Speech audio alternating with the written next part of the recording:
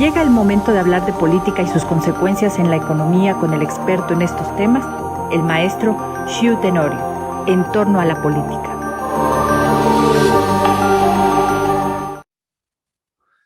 Bien, Shu, ¿cómo está la agenda por dónde quieres entrar? ¿Por la agenda o por el conflicto? Mira, pues que están íntimamente vinculadas, Ujú. estimado. Estamos pues prácticamente por agotar esta semana el mes de febrero. Como sabes, el próximo lunes ya es el último día de este mes y no ha pasado nada relevante en el Congreso. Este periodo dura 3 meses, que va del 1 de febrero al 30 de abril. Y pues el Congreso ha estado básicamente sumergido en la discusión de asuntos de coyuntura, donde evidentemente la casa gris se ha vuelto el tema recurrente. Lo único que se ha logrado avanzar, y yo diría, pues ya con cierta falta de interés noticioso, es el tema del Parlamento abierto de la reforma eléctrica, que ya hasta perdimos la cuenta de cuántas sesiones van, ya invitaron a medio mundo, y la realidad es que la parte sustancial de la reforma, la parte importante, todos sabemos que no se va a negociar en ese espacio del Parlamento abierto, que para que entienda nuestro auditorio, cuando hablamos de Parlamento abierto, como en México está sucediendo, se trata básicamente de foros, ¿no? Donde se invita a gente a dar su opinión y a dar compartir sus conocimientos, pero realmente no es que estén siendo parte de un proceso de toma de decisión, lamentablemente, como sí sucede en otras partes del mundo, donde los parlamentos abiertos inclusive tienden a ser vinculantes en algunos casos para ser incluidos los comentarios en el cuerpo de los dictámenes a aprobar. Entonces, pues digamos que el Congreso ha estado básicamente en la coyuntura, ha estado básicamente discutiendo los temas, y esto pasó el martes pasado, donde seguramente vieron estas imágenes, donde particularmente senadoras del PAN tomaron la tribuna en el Senado, montaron una especie de maqueta de la Casa Gris. En ese momento la presidenta de la mesa directiva, la ministra Olga Sánchez Cordero, pide un receso que se fue durante varias horas, y después, fíjate que muy interesante, Eduardo, Ricardo Monreal acepta un debate. Y aquí es donde empezamos a ver cómo Ricardo Monreal y este conflicto interno que se vive al interior de Morena, pues tiene muchas piezas que jugar y muchas posibilidades al alcance de su mano. ¿Qué dice Ricardo Monreal? Bueno, pues quiten su casa gris y debatimos. Y pararon la sesión del martes pasado y se dedicaron a discutir ampliamente el tema de la casa gris. Ya hay que decirlo, se dieron con todo las senadoras y los senadores de oposición contra los de Morena, subió de tono el debate, pero me parece que en otros momentos Ricardo Monreal había sido altamente eficiente para evitar justamente este tipo de discusiones públicas, este desgaste del presidente, y ahora Oye, simplemente la dejó pasar, digamos, como oye, y bueno, a lo mejor la dejó pasar a propósito. absolutamente, es lo que te digo, Ricardo Monreal Ujú. les hace más daño adentro que afuera, y pues pacta este tema de retirar las maquetas de la casa gris a cambio de un debate ordenado, pero en el que se dieron duro las senadoras y los senadores. Eso que es, perdona que te interrumpa, eso puede tener un efecto sobre la posición de la oposición en el tema energético. Pues mira, la realidad es que la oposición, por lo menos en el Senado, está clara que no va a apoyar reformas constitucionales. Y ahí Ricardo Monreal, pues también, digamos, se favorece con esa posición que tienen los grupos parlamentarios de oposición, porque le da margen de maniobra. Sin embargo, en diputados, pues otras cosas están cocinando. Todo el mundo tiene los ojos puestos en el tema de la reforma eléctrica en Hidalgo. Y tú te preguntarás, ¿por qué en Porque Hidalgo? Hidalgo. Porque resulta que la diputada Carolina Villano, que es secretaria general del PRI y es la esposa del coordinador parlamentario del PRI, Rubén Moreira, es la candidata del PRI en Hidalgo. Y se está empezando a circular una especie de rumor donde habrá cierta componenda, donde Morena estaría sacrificando el triunfo del senador Julio Menchaca, que está arriba en todas las encuestas, a cambio de que el PRI acompañe en diputados a Morena en la aprobación de la reforma eléctrica.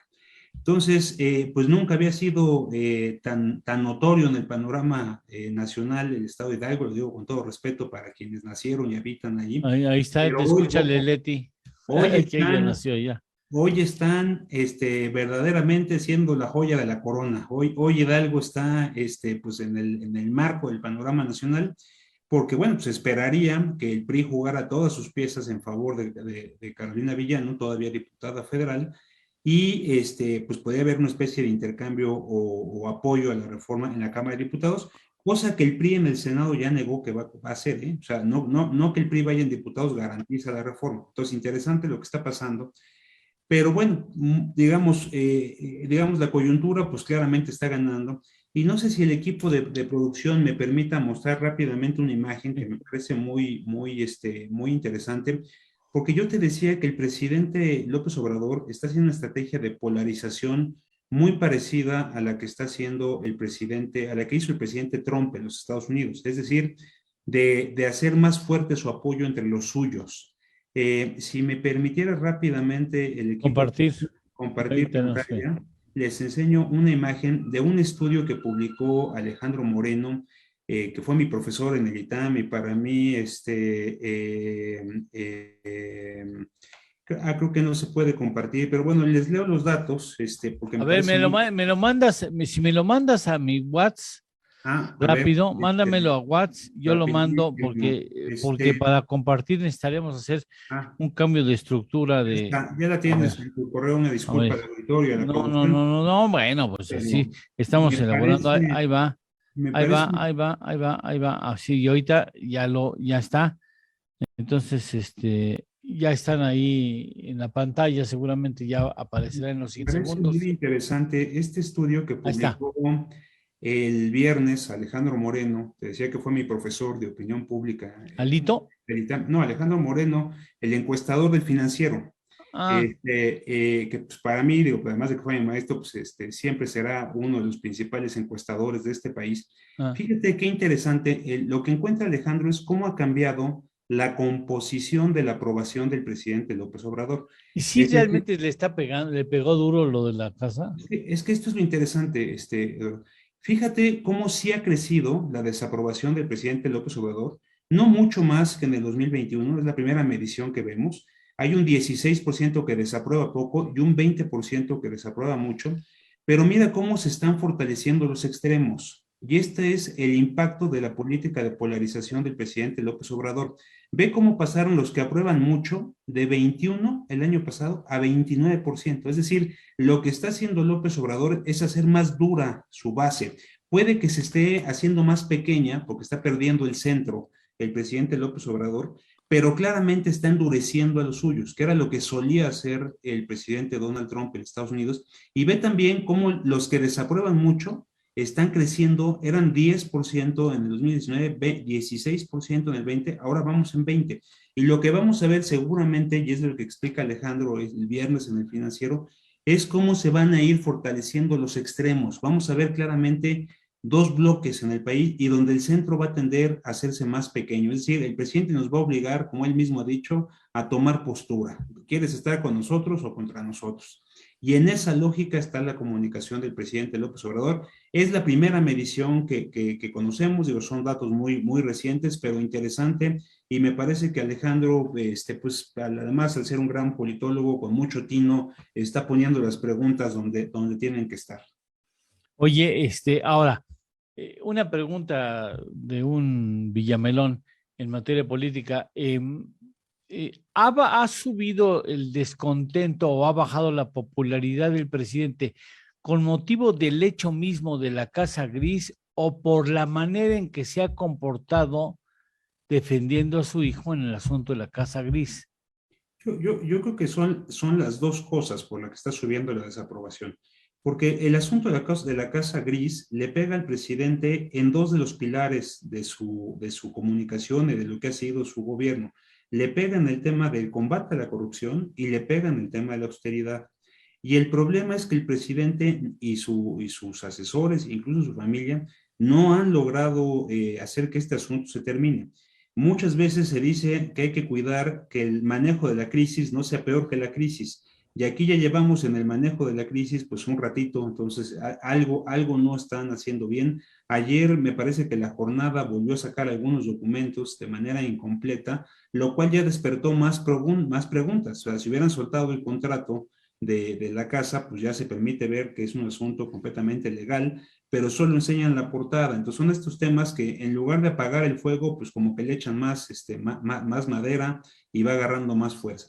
Por el otro lado, Eduardo, lo que es importante decir es que al presidente de la República, este estado de ánimo se le empieza ya a notar en varios espacios, en varios temas, y no es el presidente que estamos acostumbrados a ver. Entonces, me parece que sin duda es un tema que le ha quitado tiempo, lo ha sacado de su estrategia, pero yo regresaría al punto inicial que comentaba con ustedes hace unas semanas. El presidente tiene una ruta clara, que es ganar el revocatorio, aprobar la reforma eléctrica y ganar las elecciones del 5 de junio. Todo esto va a ser el 10 de abril el revocatorio, el 30 de abril termina el periodo ordinario y el 5 de junio son las elecciones. Entonces el presidente tiene ruta, pero bueno, veremos cómo se desarrollan las cosas, pero lo que es un hecho es que está haciendo a sus seguidores más duros y más cercanos a él. Xu Tenorio, este asunto no le ha costado a la administración popularidad, Xu.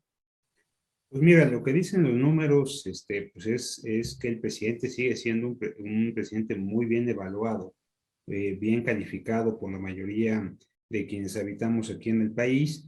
Sí ha venido creciendo el descontento, como lo veíamos en la gráfica que mostré, pero la realidad es que sí es pues a veces sorprendente cómo estos temas no han llegado a tener más empatía dentro de las... Es absurdo, es absurdo. Todo el tema de salud ha sido un tema que yo creo que por lo menos puede ser cuestionable, ¿no? Desde el manejo de la pandemia, el abasto de medicamentos, ciertos temas que han sido dolorosos. Hoy, bueno, ayer se presentó el informe de la Auditoría Superior de la Federación, donde Sí, con demuestra que algunas también hay observaciones. profundos cuestionamientos a la compra de medicamentos, que es la otra parte de la ecuación que mencionaba la abogada Rocha, donde, pues, por supuesto que al no hacer las compras correctamente, pues se cae en el supuesto de los desabastos. De manera que me parece que es un tema que tiene pendiente por resolver esta administración, que tiene pendiente de resolver el presidente.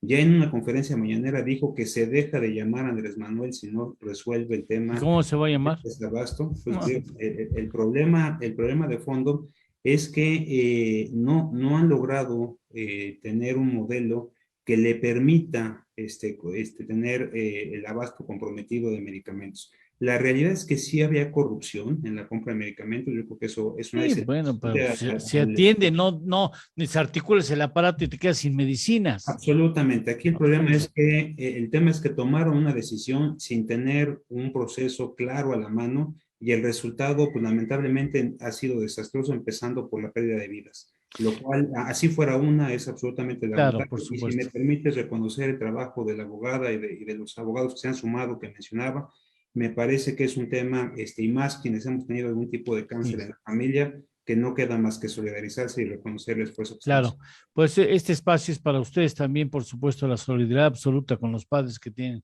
niños con problemas de cáncer o adultos que tienen problemas de cáncer que han sido afectados por la falta de fármaco. Muchas gracias, abogada. Esta es tu casa. Muchas gracias, Xu. Te aprecio mucho que te hayas quedado unos minutos más. Te lo aprecio mucho. Muchas gracias.